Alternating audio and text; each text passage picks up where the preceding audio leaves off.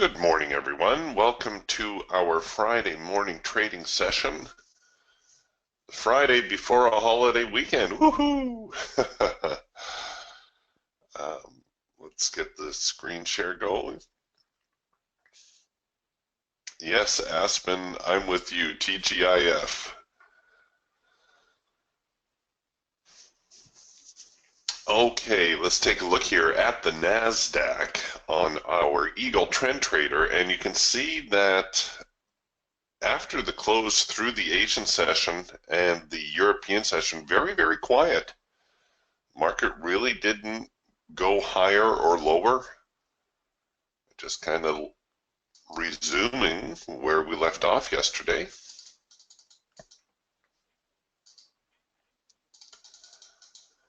And the same seems to be true for crude oil. I'm also watching the euro dollar, but it's already made a rather substantial decline through the overnight. I'm not sure we're going to see much more out of that one today.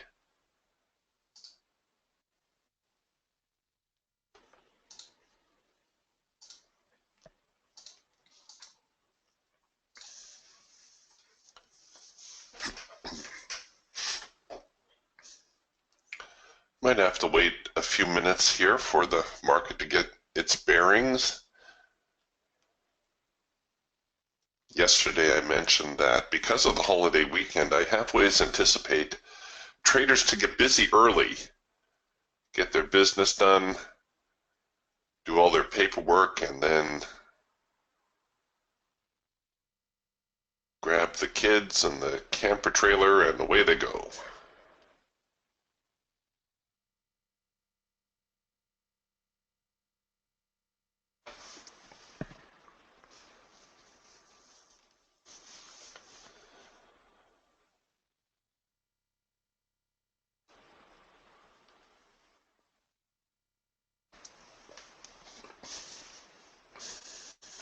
Okay, we're kind of struggling for direction this morning.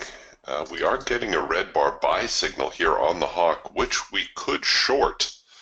And the reason I might short it is because, well, it looks like the market may be in a little bit of a downtrend. And we have already had a test of the extreme on this little up move, right? There's our test of the extreme right here. What time is it? We're only 3 minutes in.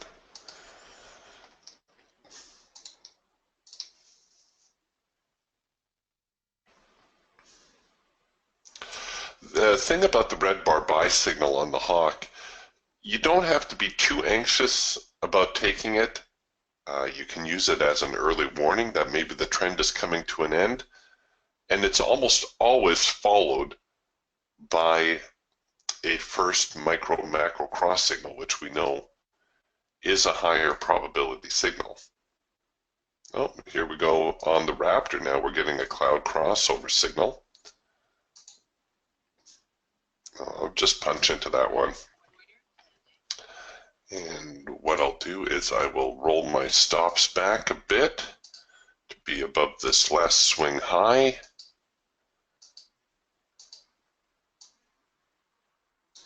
There we go. And we're kind of testing this whole downtrend idea.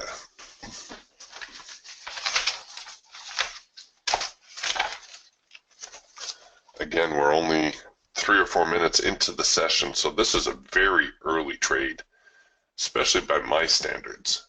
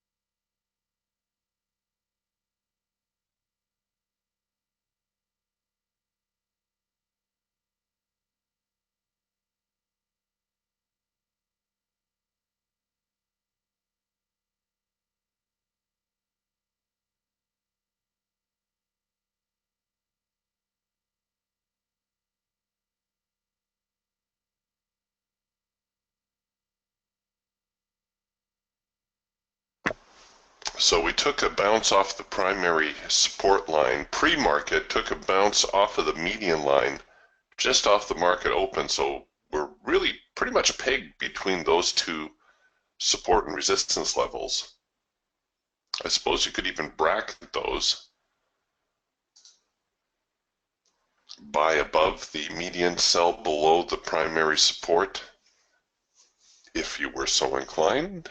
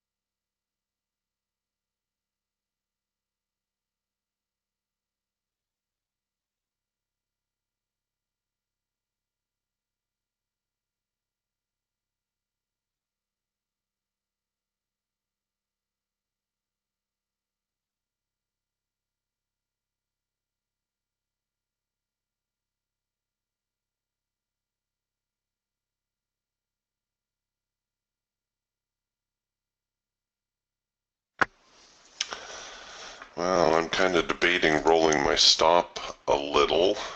Looks like the market is responding to this trend line.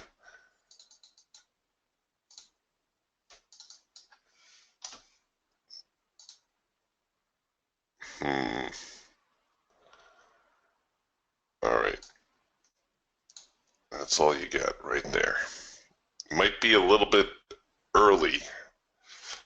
Might be jumping the gun a bit. The better stop is still up here where I had it initially.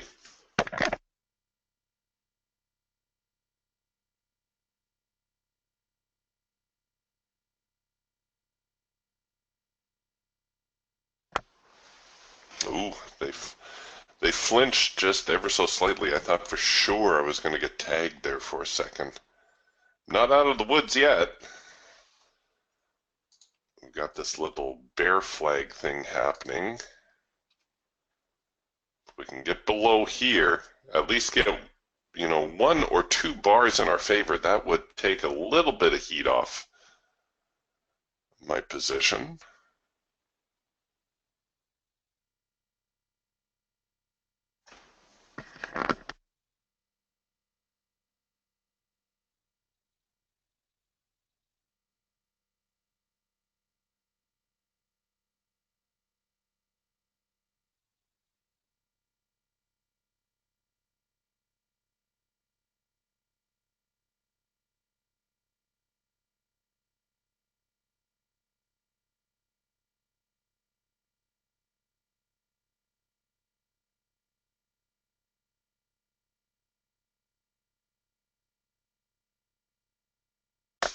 No, I don't know if you noticed there, the Geiger counter was pulled hard over to the short side, and it was stuck.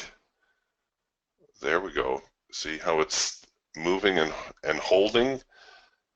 We should see a little bit of follow through from that. I can't tell you whether it will be enough to actually kickstart a downtrend, but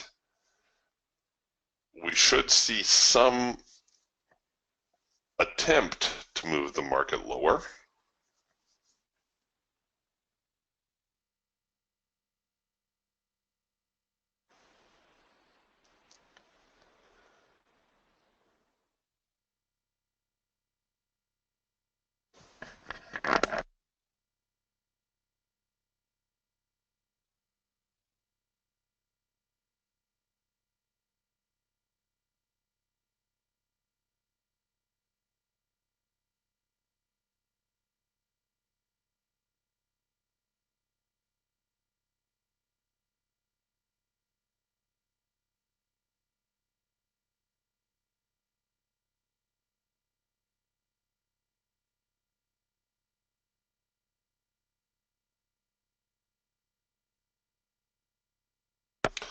Note the volume on this bar, how thick it was, and here's that sell spike.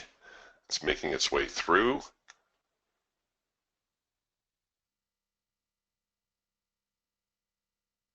Come on, let's get through that low.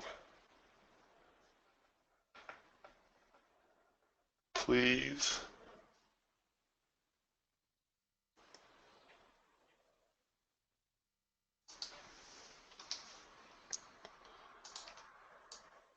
See, now here's the holdup right there. Traders are looking at these points well, the buyers are looking at these points as possible areas to buy from. And if we get below here, well, then they'll look to buy here at 57.74 and again down here at 57.72 half.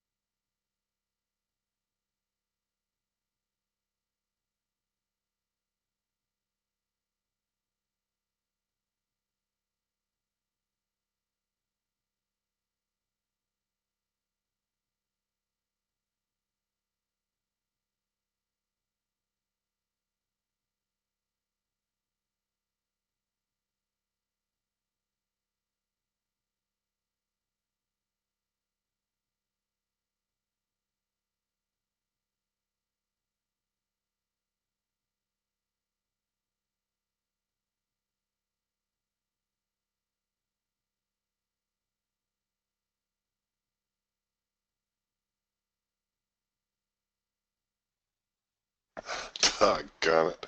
Just as we were about to break through the primary support, they took that little bit of a bounce. Scoundrels. Come on.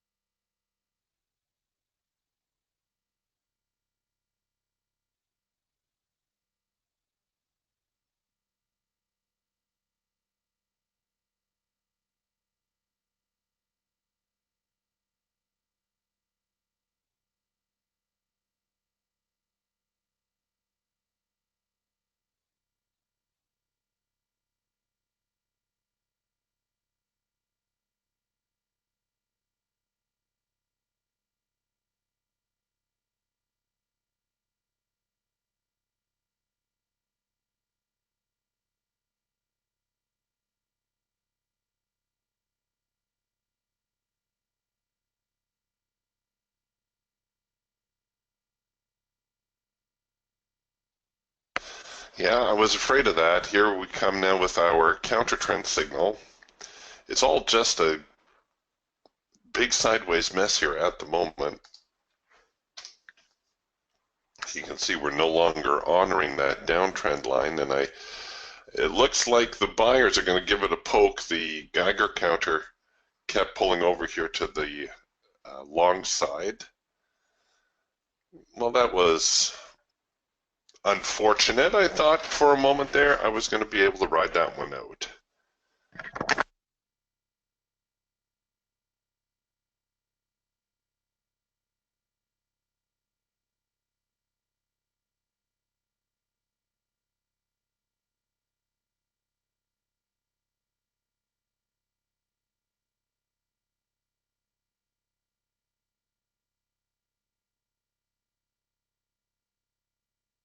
Well, I put myself behind the 8 ball a little bit, getting on board that early trade.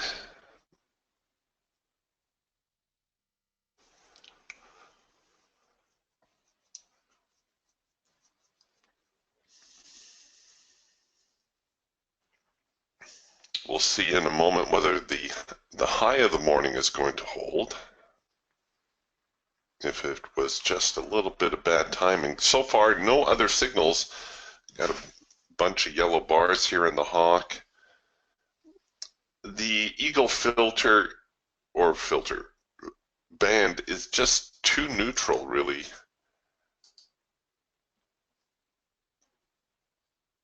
I know some of you will be looking at this and saying, hey, that's a rule of three signal, let's buy it. Yeah, I suppose it is, technically. But that band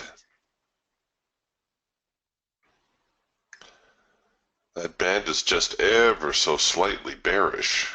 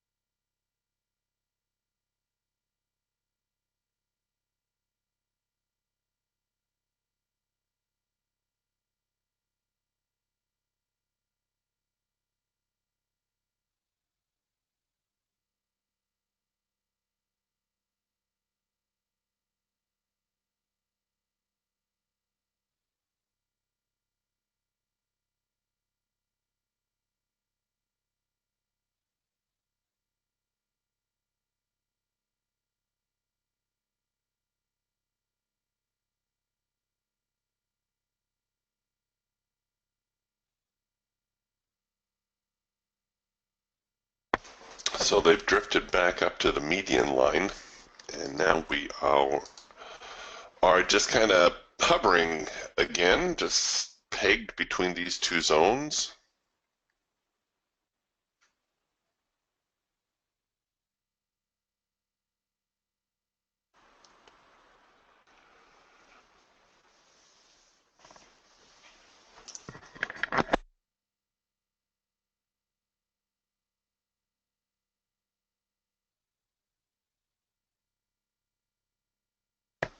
And if you think the NASDAQ is sideways, my goodness, you should take a look at crude oil. It is really stuck.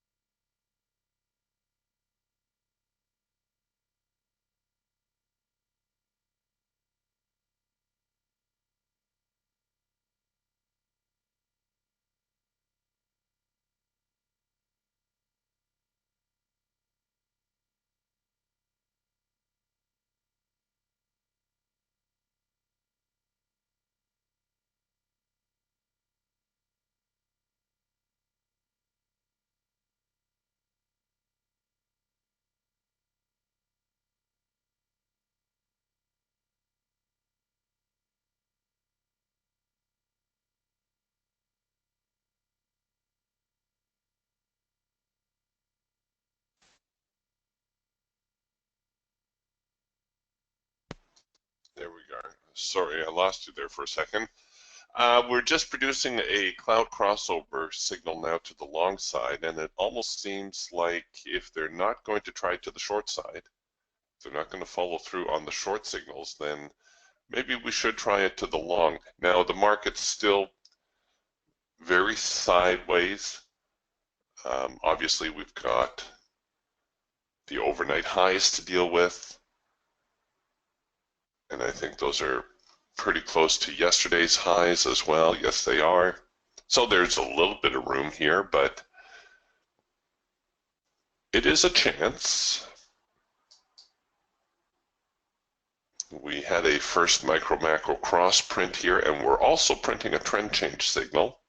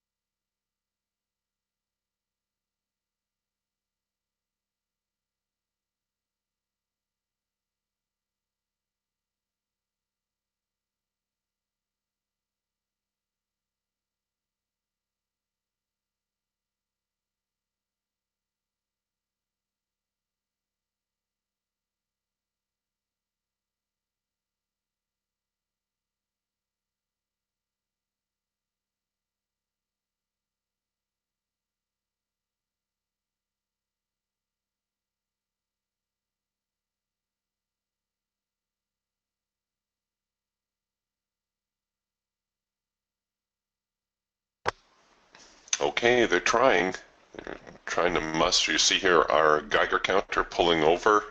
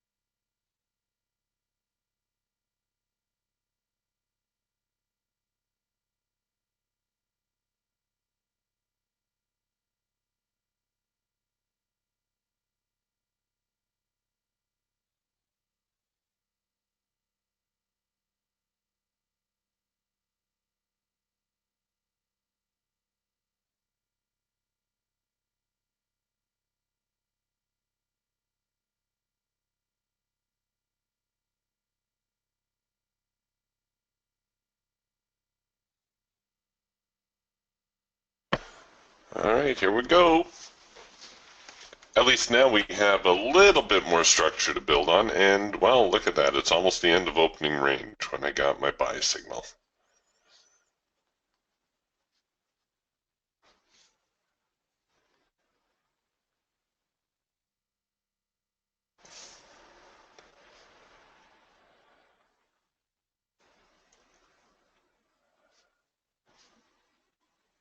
Come on. Let's go. Don't stop now.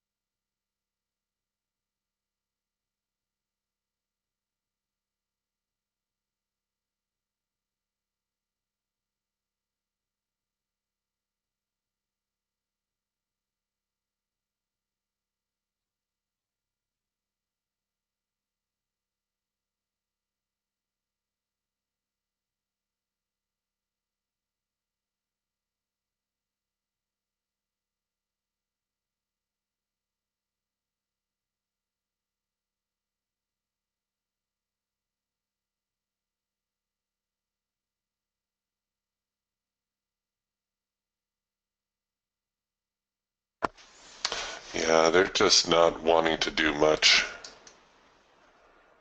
today. Well, you know, it was going to be one or the other. It was either going to be a very brisk morning or a very quiet, sideways, lackluster kind of day.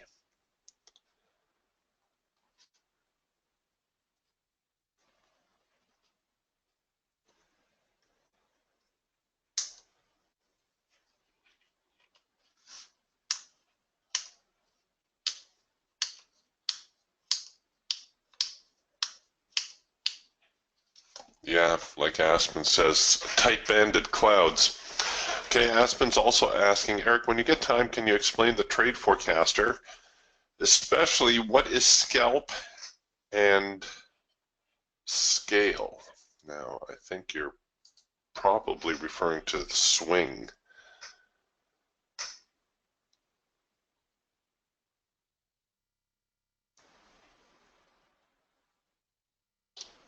All right, well, the trade forecaster, here, let's stay with this trade just for a little bit.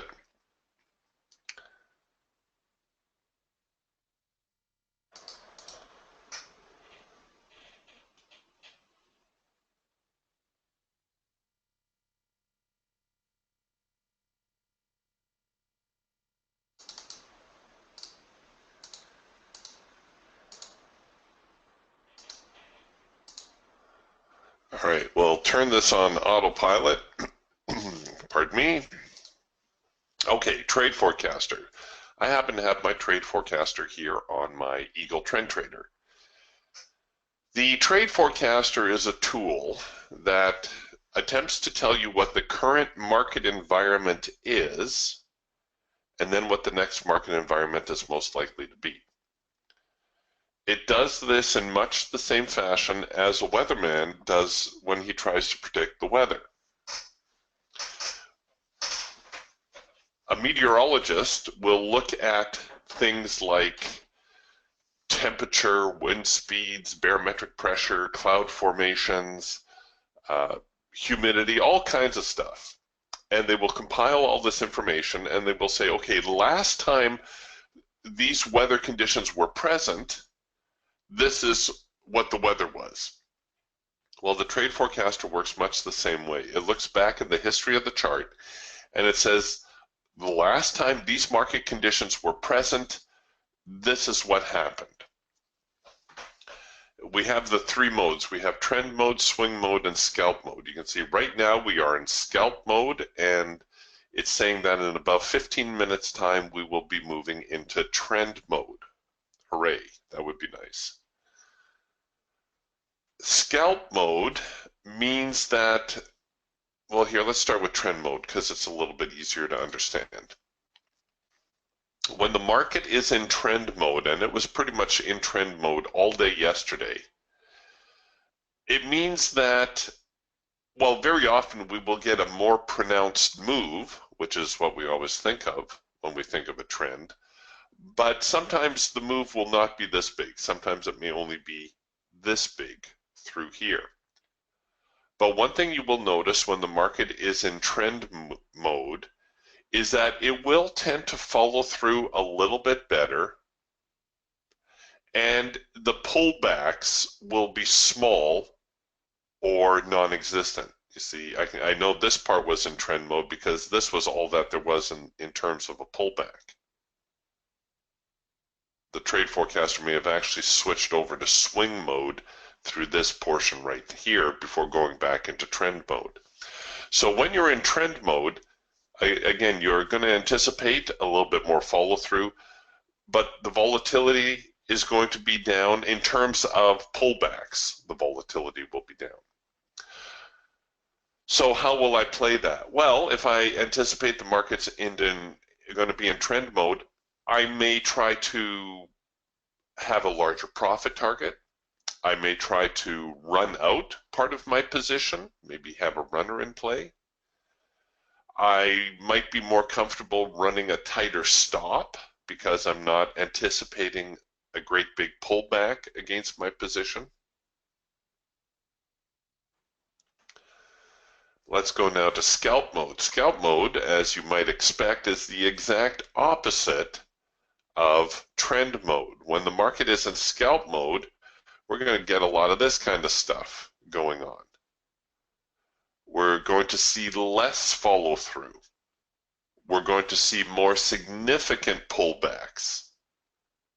All right, so what does that mean when we're trading? Well, that means that I'm probably going to go all in, all out on target because I'm not anticipating much follow through. I'm probably going to run a wider stop loss because the market may introduce more volatility before it actually gets to my profit objective or attempts to get to my profit objective. I may choose to trade fewer contracts because of the scalp mode and the chance that the market's going to be a little bit more unpredictable. Swing mode, as you might imagine, falls somewhere in between. We anticipate a little bit more follow through. However, the pullbacks may be a little bit more frequent or a little bit deeper than they would be in trend mode, but maybe not as frequent or as deep as they are when the market is in scalp mode. So how would I trade that? Well, I may try to take partial profits on a trade. I'll probably still run a slightly deeper stop just in anticipation of a pullback somewhere along the way.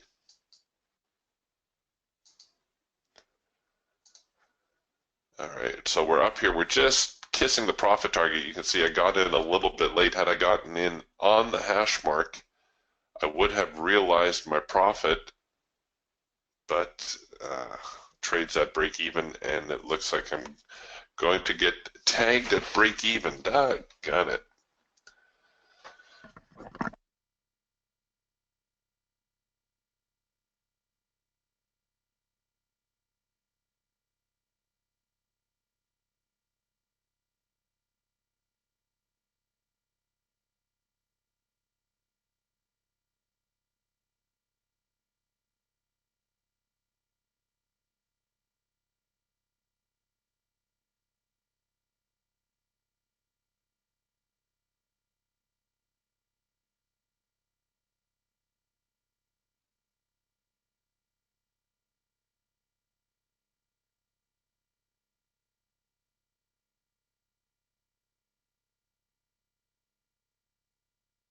That might have been unfortunate.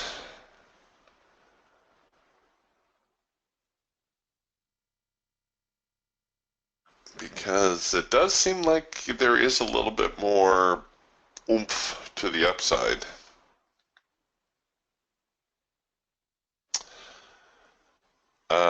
John's asking, how would you use the market timer or the Omni timer? It came with the Raptor. All right, let me throw the Omni timer on here. It's going to get a little, well, I won't say confusing. As soon as I find it, there it is.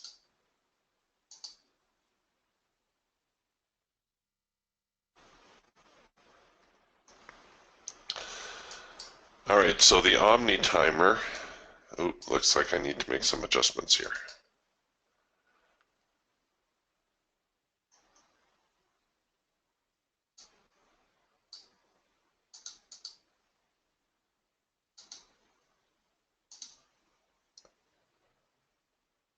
There we go. Okay, so what the Omni timer does now, it's going to time how long it takes for each bar to form relative to the average. And you can set the average. Right now, the average is set at 10 bars back. You know, you can set it for whatever you want. Unfortunately, you can't really set a time element here.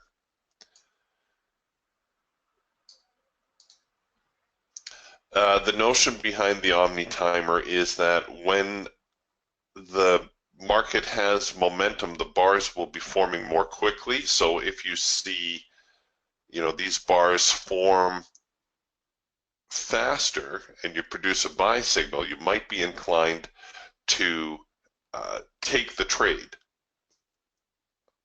It kind of increases the probability of the trade working out. It's very similar, I suppose, in a way. It's a visual of a feature that they used to have. I don't know if they still do it or not. You used to be able to get an audio feed, pay for an audio feed to the trading pit. This was especially popular with the grain and meat traders. And although you couldn't make out, well, you could make out the orders that they were calling out, but what was more important than that is the frenzy that ensued just before the market rallied. Even though you couldn't hear what orders they were calling out, you could tell that the pit was getting very excited and that a move was coming. So the Omni timer, kind of a visual of that, where if you see the bars forming relatively quickly, you might anticipate a little bit more follow through on the signal. Now today's probably not the best day to be watching the Omni timer, and if you find that a little bit too big, there is a small Omni timer, oh yeah, right there, that you can use.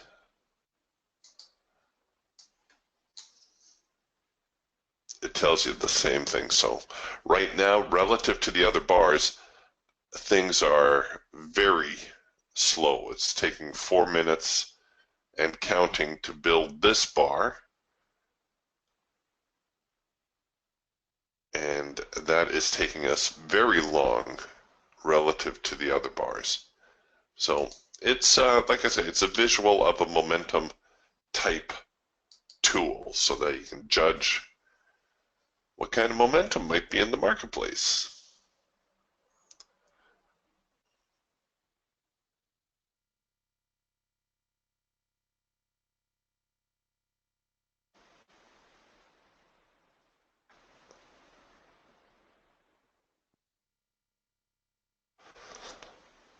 We'll hang with them here for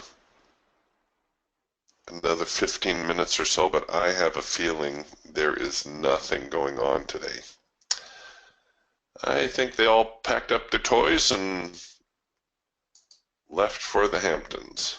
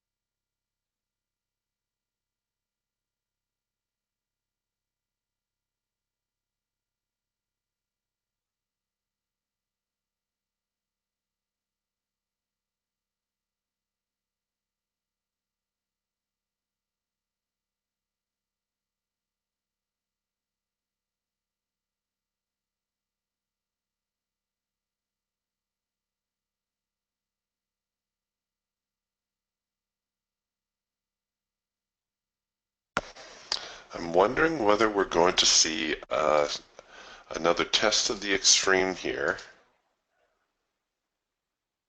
and yet another failure. In other words, a number 2 counter trend signal. That would be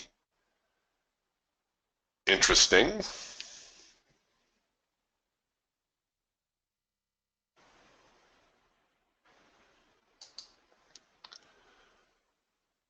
The Falcon not turning over just yet. We are getting a macro pullback signal here in the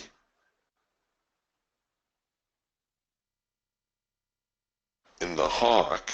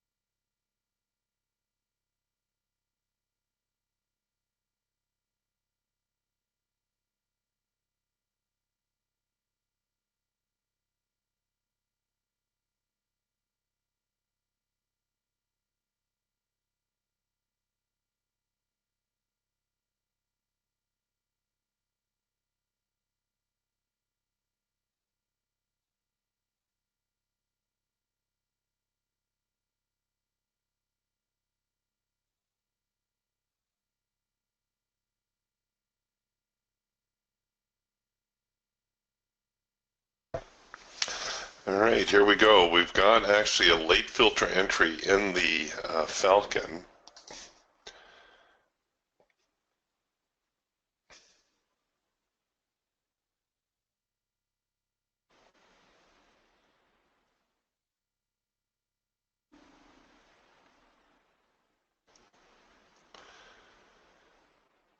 Which is mirrored here on the Raptor.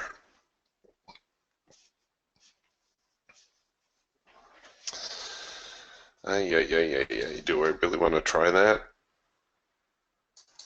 All right, we'll do it here on the Raptor. Like I said, this is going to coincide with the late filter entry on the Falcon.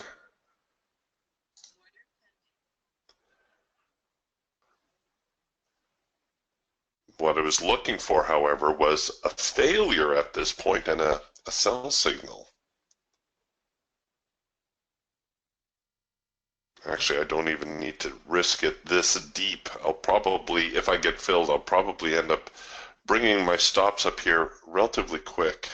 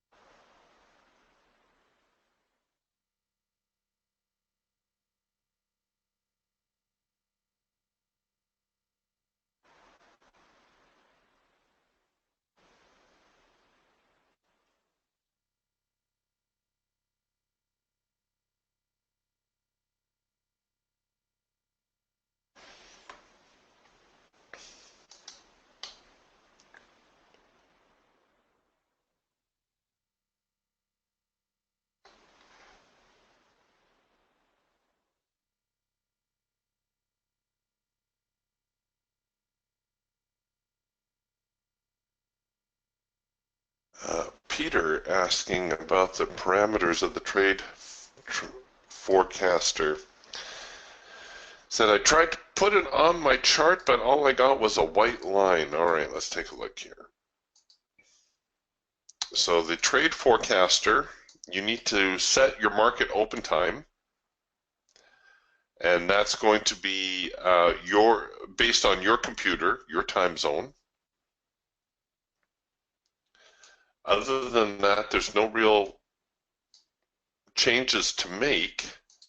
However, it does require, I think, at least 20 days, a month's worth of data. So you're going to go to your data series and make sure you have at least, well, put in 25 or 30 days to be safe. I forget why I loaded 50 days. I don't need 50 days of data in there, but you need at least 21 days worth of data.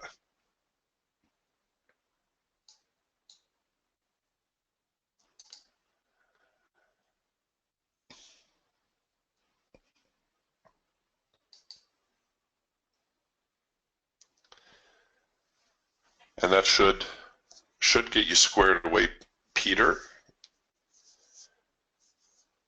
If not, try restarting your NinjaTrader, and if that still doesn't do it, then by all means send an email to Ben, because there's something going on that I'm not familiar with.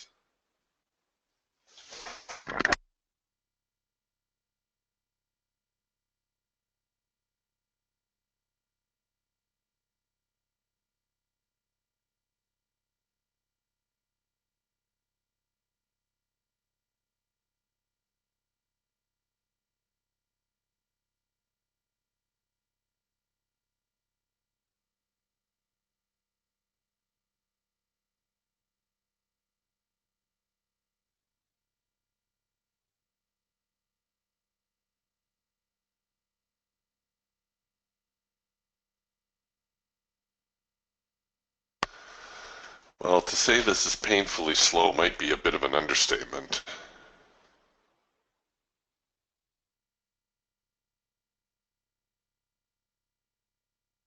Okay, good. Peter says that's what the problem was. Not enough days loaded.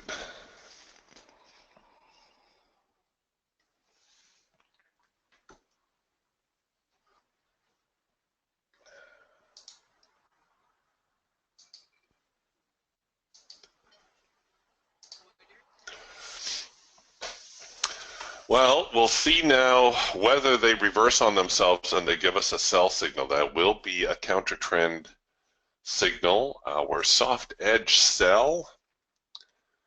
However, this market is so sideways here at the moment.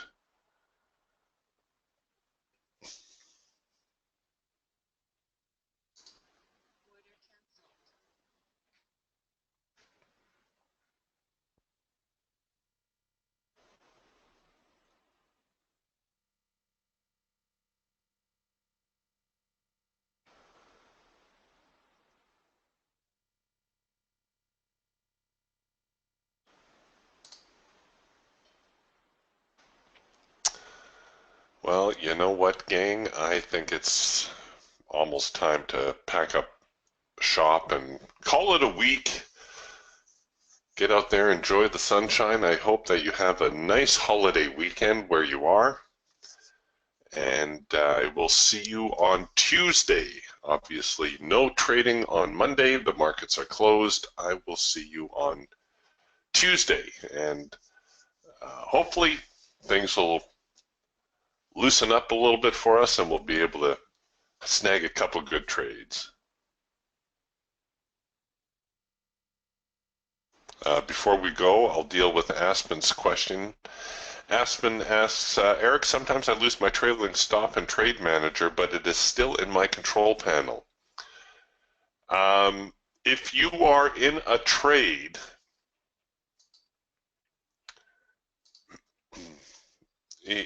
if you are in a trade and you refresh your screen, so here's a for instance. Okay, so I'm long. If I refresh my screen now, where are we? Here we go.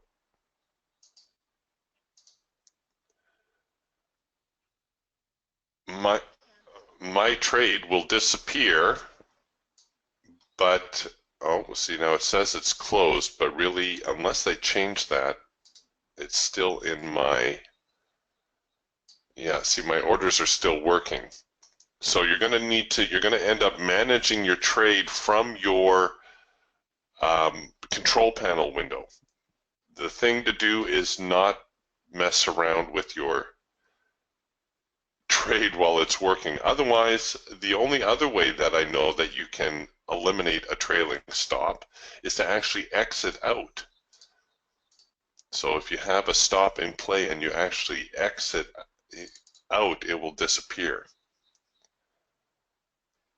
If that still doesn't answer your question, Aspen, please, like I say, send an email to Ben and he'll be able to fix that up for you. All right, gang. See you next week. We'll talk to you then. Bye for now.